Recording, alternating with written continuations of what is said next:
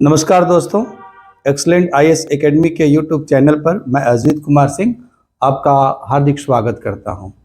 आज हम एक बहुत ही महत्वपूर्ण विषय पर चर्चा करने जा रहे हैं। जैसा कि आप स्क्रीन पर देख रहे हैं, वक्फ अमेंडमेंट बिल अर्थात वक्फ संशोधन विधेयक। भारत की संसद के दोनों सदनों ने बुधवार और बृहस्पतिवार को इस विधेयक को पारित किया और इस विधेयक के पारित होने के साथ बहुत प्रकार की आशंकाएं और समस्याएं हमेशा के लिए समाप्त हो गई। आज हम इसके सभी पहलुओं पर चर्चा करने जा रहे हैं कि इस संशोधन के बाद वक्फ के संबंध में क्या बदलाव आएगा, इस कानून के दुरुपयोग की संभावनाएं क्या अब समाप्त हो गई हैं, क्या तुष्टीकरण की राजनीति भी इसके साथ समाप्त हो गई है, क्या गठबंधन की सरकार होने के बावजूद भी वर्तमान मोदी सरकार पहले की तरह से ही मजबूत है। इन सभी पक्षों पर हम चर्चा करने जा रहे हैं और एक एकेडमिक डिस्कशन के रूप में इस पर भी हम चर्चा करेंगे कि इस वक्फ संशोधन विधेयक की खास बातें या इम्पॉर्टेंट प्रोविजंस क्या हैं। तो यदि हम थोड़ा सा बैकग्राउंड में जाएं कि वक्फ है क्या, तो वक्फ एक प्रकार का एक ऐसा कार्य है जिसके अंतर्गत मुस्लिम समुदाय के किसी भी व्यक्ति के द्वारा मुस्लिम समुदाय के ही लोगों के लिए कल्याण हेतु किसी संपत्ति को हमेशा के लिए दान में दे दिया जाता है और उस संपत्ति को फिर से वापस नहीं लिया जा सकता है। उस संपत्ति या उससे होने वाली आय का उपयोग गरीबों के लिए, विधवाओं के लिए, अनाथों के लिए, विकलांगों के लिए, तलाकशुदा महिलाओं के गुजर बसर करने के लिए या शिक्षा व्यवस्था, मदरसों इत्यादि के लिए किया जाता है। पूरे दुनिया में वक्फ की संपत्ति भारत में ही सर्वाधिक है। यहाँ तक कि चाहे सऊदी अरबिया हो या तुर्की हो या ईरान हो, इराक हो, इस किसी भी देश में उतनी संपत्ति या उतनी जमीन जायदाद नहीं है वक्फ के रूप में जितनी कि भारत में है। भारत में वक्फ बोर्ड के पास इतनी अधिक जमीन है कि केवल इससे अधिक जमीन दो ही संस्थाओं के पास है। एक तो भारतीय रेलवे के पास है और दूसरा भारत के रक्षा मंत्रालय के पास है। तीसरे नंबर पर सबसे अधिक जमीन वक्फ बोर्ड के ही पास है।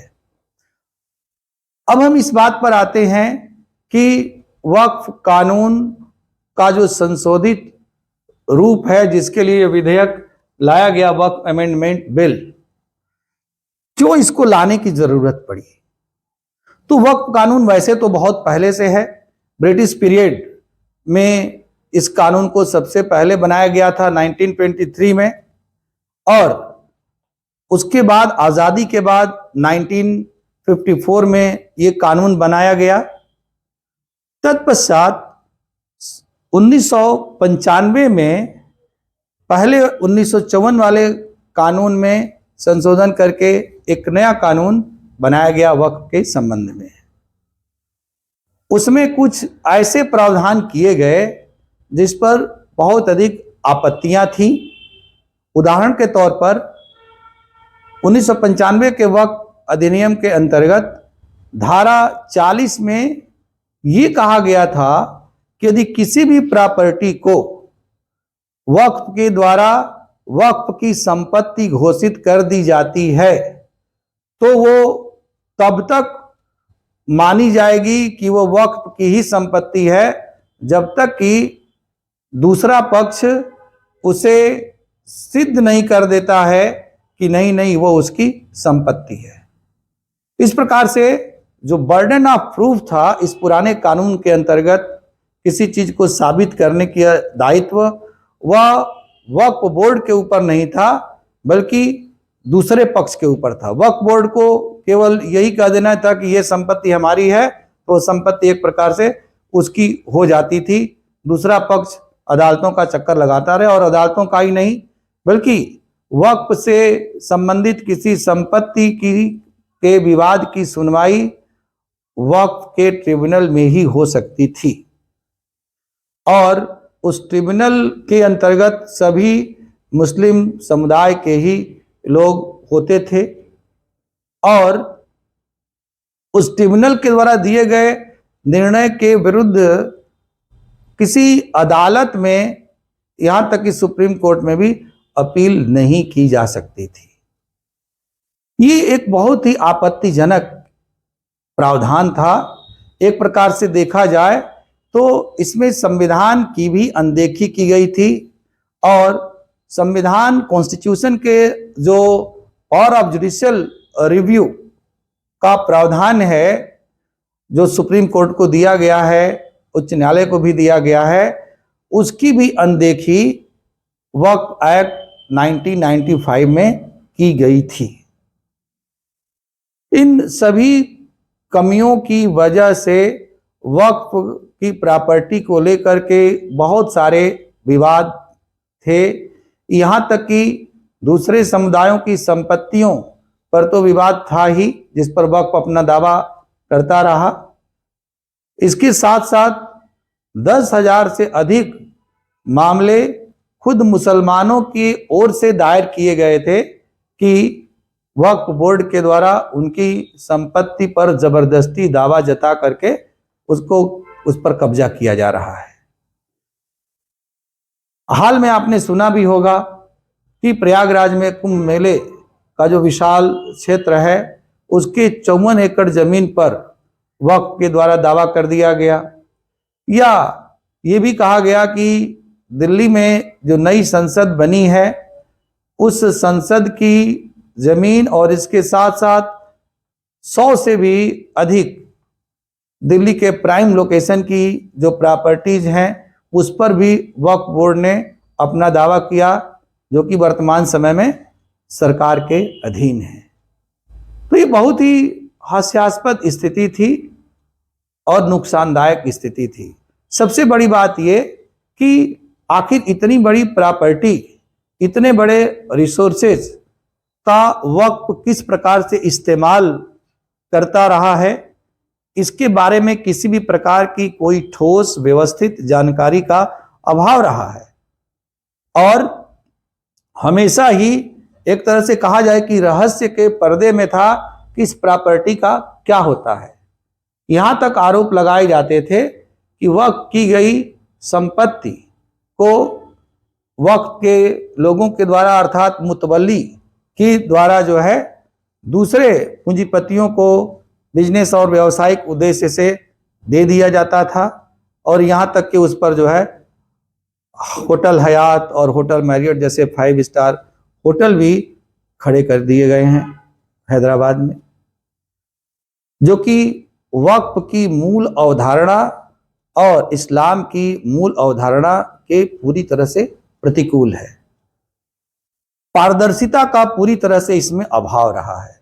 खुद सच्चर कमीशन के द्वारा 2006 में प्रस्तुत की गई रिपोर्ट में भी इस बात का स्पष्ट रूप से उल्लेख किया गया था कि जो भी वक्फ की प्रॉपर्टी रही है, उससे होने वाली आमदनी अत्यल्प है।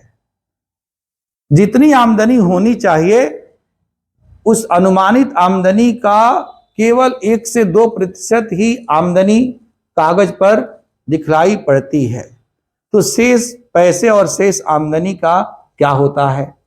इसका मतलब कि या तो उसमें कोई भ्रष्टाचार है, या कुप्रबंधन या मिसमैनेजमेंट है। और सच्चर कमेटी ने कहा कि वक्फ के पास इतनी प्रॉपर्टी है, वक्फ बोर्ड के पास वक्फ के प्रॉपर्टी के रूप में, कि यदि उसका सही ढंग से प्रबंधन किया जाए तो उसका लाभ उठा करके मुस्लिम समुदाय में जो घोर गरीबी, अशिक्षा, पिछड़ापन है, उस स्थिति में सुधार लाया जा सकता है, उनका विकास, उनका उत्थान उस संपत्ति का सदुपयोग करके किया जा सकता है।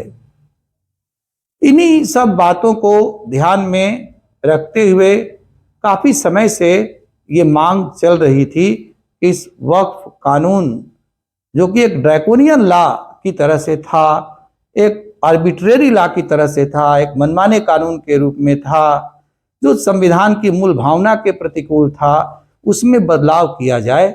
लेकिन साहस और दृढ़ इच्छा शक्ति के अभाव में और तुष्टीकरण की राजनीति की वजह से 1995 के बाद से ही इस कानून में किसी भी प्रकार का बदलाव करने की कोई पहल नहीं की गई। बहुत समय के बाद जब केंद्र में भारतीय जनता पार्टी की सरकार बनी, तब जाकर के ये मुद्दा उछाला जाने लगा और यह वक्फ कानून विवादों के दायरे में आया और धीरे धीरे इस पर चर्चा परिचर्चा हुई और एक जनमत तैयार हुआ। बहुत सारे पक्षों के, जिसमें मुस्लिम पक्ष, हिंदू पक्ष और इसके साथ साथ समाज के अन्य सिख, ईसाई, जैन, बौद्ध, पारसी सभी पक्षों से सुझाव मांगे गए, महिलाओं से सुझाव मांगे गए, गरीबों से, पिछड़े वर्ग के लोगों से सुझाव मांगे गए और उसके आधार पर एक विधेयक तैयार किया गया और उसी विधेयक को वक्फ संशोधन विधेयक के रूप में, वक्फ अमेंडमेंट बिल के रूप में पार्लियामेंट में पेश किया गया था। लेकिन जब पेश किया गया तो उस पर बड़ा हंगामा हुआ और सरकार के ऊपर आरोप लगाया गया कि मुस्लिमों का उत्पीड़न करने के लिए या मुस्लिमों की संपत्ति को हड़पने के लिए सरकार के द्वारा अनावश्यक रूप से ये कार्य किया जा रहा है और उनके मूल अधिकारों का हनन किया जा रहा है। इस संबंध में संविधान के अनुच्छेद 25 से 28 के अंतर्गत दिए गए धार्मिक स्वतंत्रता के अधिकार का हवाला भी दिया गया। अब इतनी सारी बातें कही गई, लेकिन हकीकत क्या है? कहते हैं कि सच को आँच नहीं, तो जो सच है वो सच है, उसको बदला नहीं जा सकता। चाहे लाख कोशिश की जाए उसको छुपाने की, इसको छुपाया नहीं जा सकता।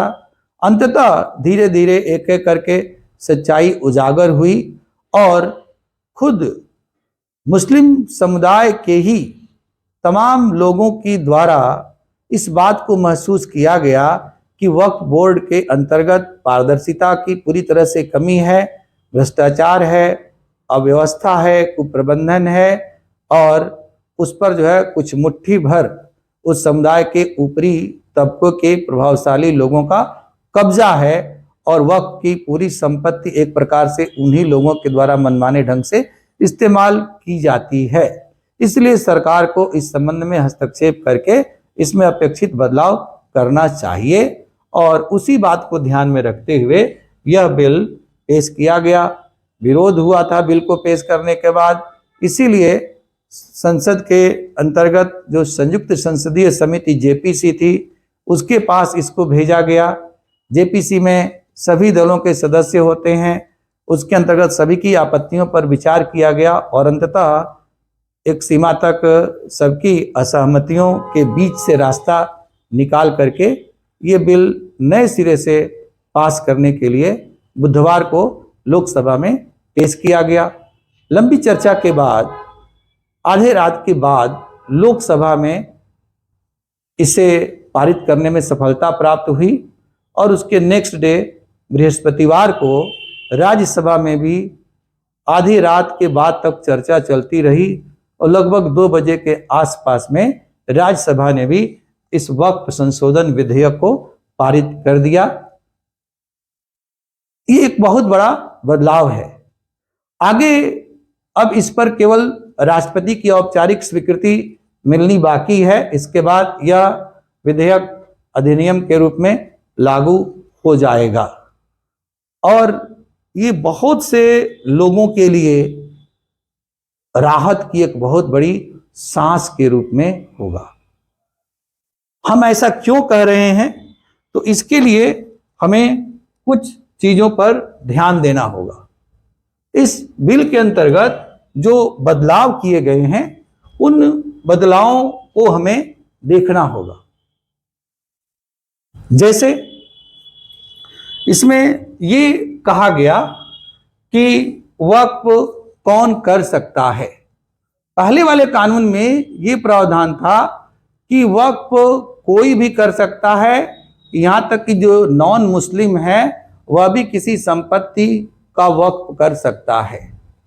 लेकिन इस नए अधिनियम या विधेयक में ये स्पष्ट रूप से प्रावधान किया गया है कि किसी प्रैक्टिसिंग मुस्लिम के द्वारा ही किसी प्रॉपर्टी को वक्फ के रूप में चैरिटेबल प्रॉपर्टी घोषित करवाया जा सकता है या किया जा सकता है, और वह भी जो कम से कम 5 वर्ष का प्रैक्टिसिंग मुस्लिम हो। अर्थात धर्मांतरण करके यदि कोई व्यक्ति इस्लाम को ग्रहण किया हुआ है और अभी 5 साल नहीं हुए हैं तो वह अपनी किसी संपत्ति को वक्फ को देना चाहता है, वक्फ की प्रॉपर्टी घोषित करना चाहता है, तो इस बदले हुए कानून के विधेयक के अंतर्गत उसे ऐसा करने का अधिकार प्राप्त नहीं होगा। दूसरी बात, इसमें यह बदलाव किया गया कि पहले का जो वक्फ का कानून था उसमें महिलाओं के लिए वक्फ बोर्ड के अंतर्गत अनिवार्य रूप से उसमें शामिल करने का प्रावधान नहीं था। वर्तमान विधेयक के अंतर्गत स्पष्ट रूप से ये कहा गया है कि उसके अंतर्गत 2 महिला सदस्य को जरूर ही उसमें शामिल किया जाएगा, ये आवश्यक है वक्फ बोर्ड के अंतर्गत। इससे विमेन एम्पावरमेंट या महिला सशक्तिकरण होगा और वक्फ की प्रॉपर्टी का महिलाओं के हित में भी, उनके कल्याण के लिए भी इस्तेमाल करने में मदद प्राप्त होगी। इस संबंध में यह भी कहा गया है कि woman must receive there inheritance before Waqf dedication with special provision for window, divorce women and orphans.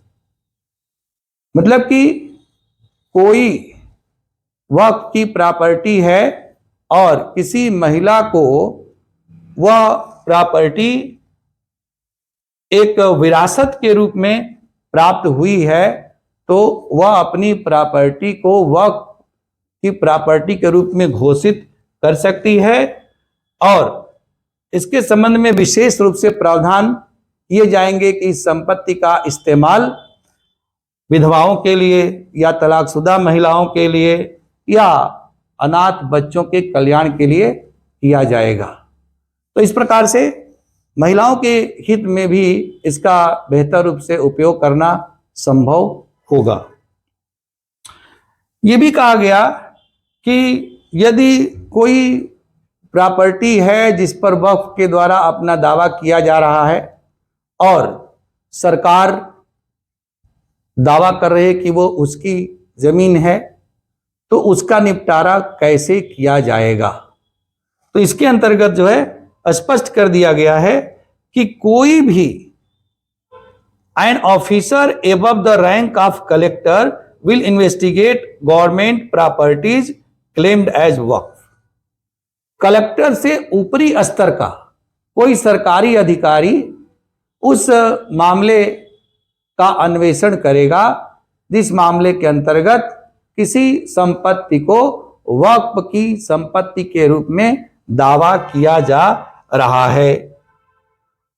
इसके साथ साथ जो वक्फ की संपत्ति से संबंधित जो विवाद है उसकी सुनवाई के लिए वक्फ का ट्रिब्यूनल या न्यायाधिकरण होता है, उसमें भी इस नए कानून के अंतर्गत बदलाव किया गया है।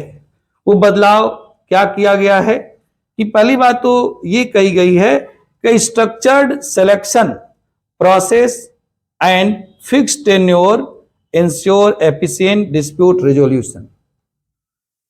पूरी एक संरचना होगी और उस संरचना के अंतर्गत ट्रिब्यूनल का निर्धारण किया जाएगा और ट्रिब्यूनल के जो सदस्यों के चयन की अपनी एक निश्चित प्रक्रिया होगी, जिसके माध्यम से उनको चुना जाएगा जो विवादों का समाधान करेंगे। और इसके साथ साथ जो है इसमें ये भी कहा गया कि इसमें नॉन मुस्लिम लोग भी शामिल होंगे। जो वक्फ बोर्ड होगा उसमें नॉन मुस्लिम लोग भी शामिल होंगे। इस पर जो है मुस्लिम समुदाय के बहुत से लोगों को आपत्ति है और वो ये कहते हैं कि ये मुसलमानों से संबंधित मामला है, उनकी धार्मिक चीज है, इसमें किसी गैर मुस्लिम को शामिल करने का क्या औचित्य है। इसका उत्तर ये है कि वक्फ बोर्ड के द्वारा गैर मुस्लिमों की भी बहुत सी संपत्ति पर दावा किया जाता रहा है। यहां तक कि कर्नाटका के पूरे गांव और एक मंदिर पर ही वक्फ बोर्ड ने अपना दावा कर दिया। तो ऐसे में अन्य समुदाय के हितों का संरक्षण कैसे होगा यदि उस समुदाय से जुड़े हुए लोग उस वक्फ बोर्ड के अंतर्गत नहीं होंगे, क्योंकि वक्फ ही दावा करेगा और वक्फ के अंतर्गत मुस्लिम समुदाय से ही संबंधित लोग शामिल होंगे और वही उसकी सुनवाई करेंगे। जबकि संपत्ति किसी अन्य गैर मुस्लिम समुदाय की है तो निष्पक्ष सुनवाई की संभावना कम होगी। इसलिए स्वाभाविक है और प्राकृतिक न्याय का सिद्धांत, नेचुरल जस्टिस का प्रिंसिपल भी यही कहता है कि उसमें गैर मुस्लिम सदस्यों को भी शामिल किया जाना चाहिए। इसमें यह भी सरकार ने स्पष्टीकरण देते हुए बिल को पेश करते समय अल्पसंख्यक मामलों के मंत्री किरण रिजिजू ने स्पष्ट किया कि इससे सामाजिक न्याय को भी बढ़ावा मिलेगा, क्योंकि मुस्लिम समुदाय के अंतर्गत जो कुछ मुट्ठी भर लोग वक्फ की प्रॉपर्टी पर कब्जा जमाए हुए हैं, उसका पूरा मैनेजमेंट उनके हाथों में रहा है, उससे मुस्लिम समुदाय के अंतर्गत जो पिछड़े हुए गरीब मुस्लिम समुदाय हैं, जिनको पसमंदा मुसलमान के नाम से जाना जाता है, उनको इसका लाभ नहीं मिलता है। इसलिए अब वक्फ बोर्ड के अंतर्गत पसमंदा मुसलमानों के भी प्रतिनिधि शामिल होंगे, ताकि वक्फ बोर्ड के द्वारा वक्फ की प्रॉपर्टी के प्रबंधन के संबंध में कोई भी निर्णय लिया जाए तो उसमें पसमंदा मुसलमानों के हितों को भी ध्यान में रखा जाए। वास्तव में वक्फ की प्रॉपर्टी तो ऐसे ही लोगों के लिए है ही जो पिछड़े हैं, जो गरीब हैं, जो शोषित है, जो वंचित हैं, असहाय हैं, मजलूम हैं, तो उनके लिए ही मिलना चाहिए। तो इस प्रकार से ये उनको भी एम्पावर करने की कोशिश इसके माध्यम से की गई है।